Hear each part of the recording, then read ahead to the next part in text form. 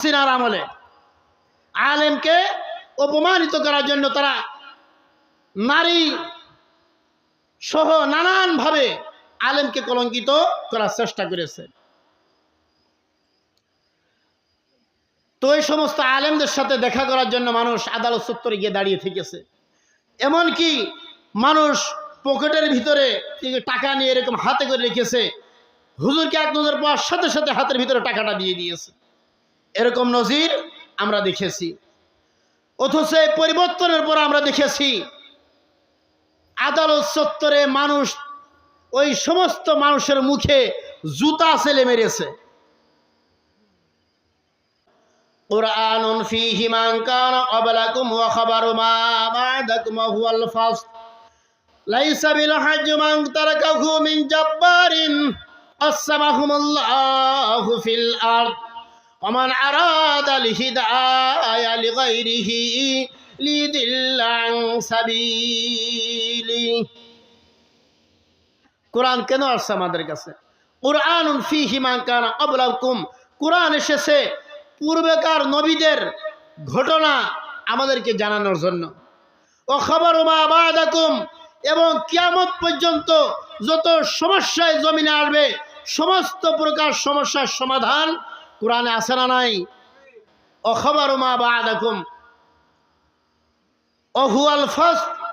এরপরে নবী আলাইহিস সালাতু ওয়াস সালাম বলেন কোরআন আসছে হক আর বাতিল, সত্য মিথ্যা, শিরিক বেদাত সুন্নাত এর মধ্যে পার্থক্য সৃষ্টি করার জন্য এই কোরআন আসছে।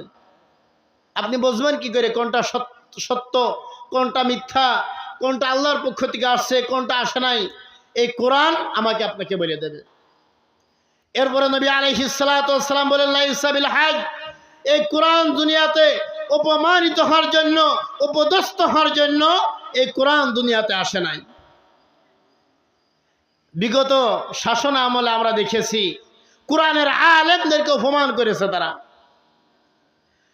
যে সমস্ত আলেমদেরকে তারা অপমানিত করার চেষ্টা করেছে, আলেমকে আদালতে নিয়ে গেছে। অসংখ্য মানুষ আদালত চত্বরে দাঁড়িয়ে আছে আলেমের সাথে শুধু একটু সালাম বিনিময় করার জন্য। এরকম নজির আপনারা দেখেন নাই? বিগত সরকারের আমলে, হাসিনার আমলে আলেমকে অপমানিত করার জন্য তারা নারী সহ নানানভাবে আলেমকে কলঙ্কিত করার চেষ্টা করেছে। তো এই সমস্ত আলেমদের সাথে দেখা করার জন্য মানুষ আদালত চত্বরে গিয়ে দাঁড়িয়ে থেকেছে। এমনকি মানুষ পকেটের ভিতরে টাকা নিয়ে এরকম হাতে করে রেখেছে, হুজুরকে এক নজর পাওয়ার সাথে সাথে হাতের ভিতরে টাকাটা দিয়ে দিয়েছে। এরকম নজির আমরা দেখেছি। অথচ পরিবর্তনের পর আমরা দেখেছি আদালত চত্বরে মানুষ ওই সমস্ত মানুষের মুখে জুতা ছেলে মেরেছে। কলার পাতায় আলেমদের লিস্টি করেছিল, কলার পাতার উপরে শুয়ে রয়েছে। দাড়ি ছিল, দাড়িগুলো শেষে ফেলে গেছে যাতে মানুষ চিনতে না পারে, তারপরেও শেষ রক্ষা হয় নাই।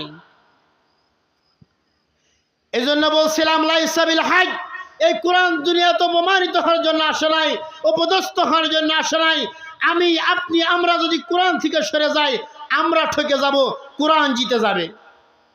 কোরআনের সাথে যারাই থাকবে, এর সাথে যারাই সম্পৃক্ত হবে তারাই দুনিয়াতে আল্লাহ তাআলা ইজ্জত দান করবে, আর আল্লাহ চাইলে আখিরাতে তো তাদের সম্মান আছেই। এই জন্য কোরআন অপমানিত হওয়ার জন্য আসে নাই। আমরা কোরআনের সাথে থাকবো তো ইনশাল্লাহ। কোরআনের মাদ্রাসাকে মহাব্বত করবেন, লক্ষ্মীপুর হাফেজে মাদ্রাসা যত মাদ্রাসা আছে মহাব্বত করবেন, ভালোবাসবেন, আলেমকে ভালোবাসবেন। যারা নবীর সুন্নাত নিয়ে চলাফেরা করে তাদেরকে ভালোবাসবেন, এটাই হলো আমাদের কাজ। নবী আলাইহিস সালাতু ওয়াস সালাম বলেছেন কুন আলিমান আও মুতাআল্লিমান আও মুহিব্বান ফালা তাকুন খামিসান ফাতুহলিক, হয় তুমি আলেম হও, না হলে আলেমের ছাত্র হও, না হলে আলেমকে সহযোগিতা করো, এর বাহিরে যেও না। এর বাহিরে যদি যাও তাহলে তোমার জন্য ধ্বংস অনিবার্য।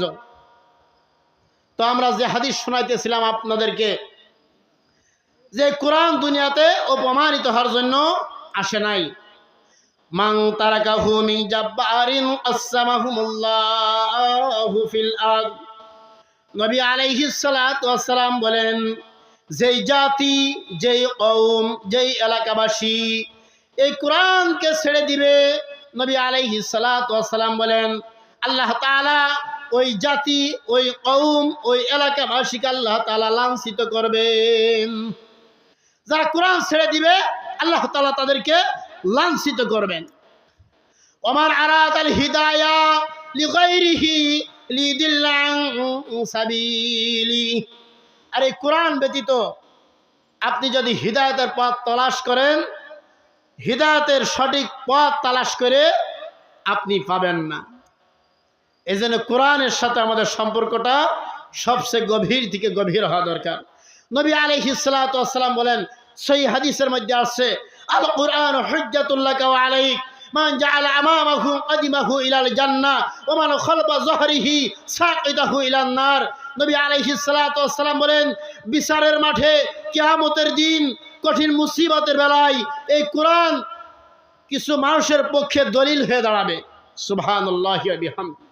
আরে আপনার জমির যদি আপনার দলিল থাকে, আপনার জমি অন্য কেউ নিতে পারবে? পারবে না। নবী আলাইহিস সালাতু ওয়াস সালাম সহিহ মুসলিমের হাদিস বলতেছি, নবী আলাইহিস সালাতু ওয়াস সালাম বলেন, কোরআন কিয়ামতের মাঠে কিছু মানুষের পক্ষে দলিল হয়ে দাঁড়াবে। মান জাআলা আমামাহু কাদিমাহু ইলাল জান্নাহ। কোরআন বলবে, এই ব্যক্তিকে জান্নাতে না পৌঁছা পর্যন্ত আমি তার থেকে বিচ্ছিন্ন হব না। সুবহানাল্লাহি ওয়া বিহামদিহি। কোরআন তাকে জান্নাতে না পৌঁছা পর্যন্ত কোরআন তার থেকে বিচ্ছিন্ন হবে না।